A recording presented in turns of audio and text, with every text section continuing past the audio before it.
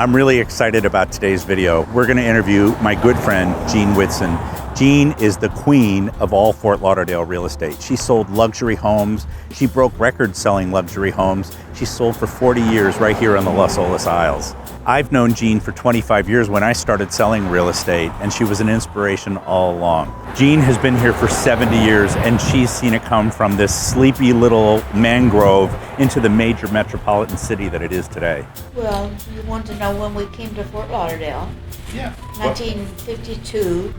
We spent about $40,000 building the house. Wow. So how much did you pay for the land? Oh, I forgot to tell you, $4,500. Now, when you were buying that land for $4,500 and God. building the house, was that a lot of money for its day? Of course, it was a lot of money. This lot today, you tell me, would be probably worth $1.6 million. Probably something like that. When you were building the house? Never. That would ever appreciate like this? Never, ever, ever. Jeez. You thought you might be lucky to get your money out. There's a picture someplace of 1947 when you see this street paved, and then you go down to that little bridge that goes over to Aqua Vista. It's not paved, it's a dirt road. Oh. But the Las Olas was a swing out old wooden bridge. Right. And then they made it into what it is now. 17th Street wasn't even there. There was no bridge. There was nothing. Nothing. Right. You had a swinger. You had a bridge swinger. But no commercial stuff whatsoever. It was tourists and fishing. Just people lived and had a doctor and a dentist and a lawyer.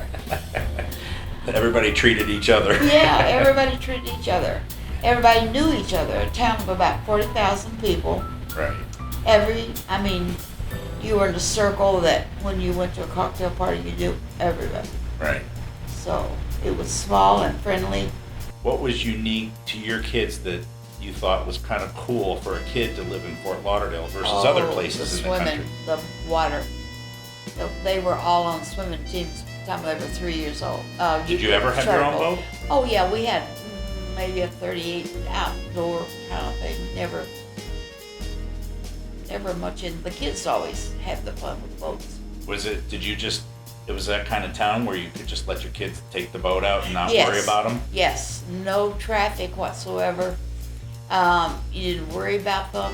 Yeah, it seems like the late 60s or the 70s, there were a lot of celebrities that found Fort Lauderdale. I had seen a lot of pictures of Rita Hayworth used to come here a lot, and Johnny Carson and Jackie Esther Gleason. Williams, and I met Ed Sullivan and Ethel Merman. The most important, most enjoyable event of my life in Fort Lauderdale was going to the Fontainebleau and meeting John F. Kennedy.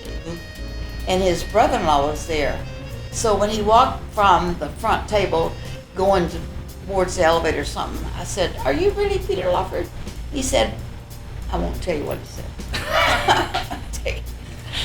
Come on, he said something spunky. Yeah, something spunky. So I figured it was him. You have to remember, I was 30 years old. You were a fox. Fort Lauderdale became very famous because the movie Where the Boys Are was filmed here. Right. Yeah. So Where the Boys Are is kind of put Fort Lauderdale on the map? Yeah. And that's what brought people to start buying here? Well, or it was already spring break? No, I don't think it made people start buying here. It made people that came to spring break like it well enough to come here and buy. But I remember they were swinging from the light poles, and from here to the beach. You could hear all that noise and ruckus going on. It was wild. Right. I've seen the pictures. And it became even wilder before they put a damper on. So when did you feel like you started taking off and your career was taking off? I cannot remember the year that I sold Andy Goodman. He bought a house, a 2-story overlooking the wide water over on Aqua Vista. For how much? $1 million something. So that you made the first sale over $1 million? Uh-huh. So you were a local hero. But so were you the first one in town to break that record, or were you? As far as I know. Yeah. At one point, when you and Suzanne were a team, you were the queens of real estate. You guys were the go-to. You were selling. What do you think made that such a success? Why do you think you guys took off like that? what I knew in knowledge she had in charm. Right. I think I could depend on her to charm them. If I knew the facts, I could get away with murder. I think that's true. Just smile. She was the sweet, Queen. kind one, and you were the one that had all the facts and numbers, and you got right to the had point. to use the whip. Yep. So you've seen it come from a small little 40,000 town to the big, giant metropolis city that it is. Did you ever imagine that it would even grow Never, to that ever, level? Never.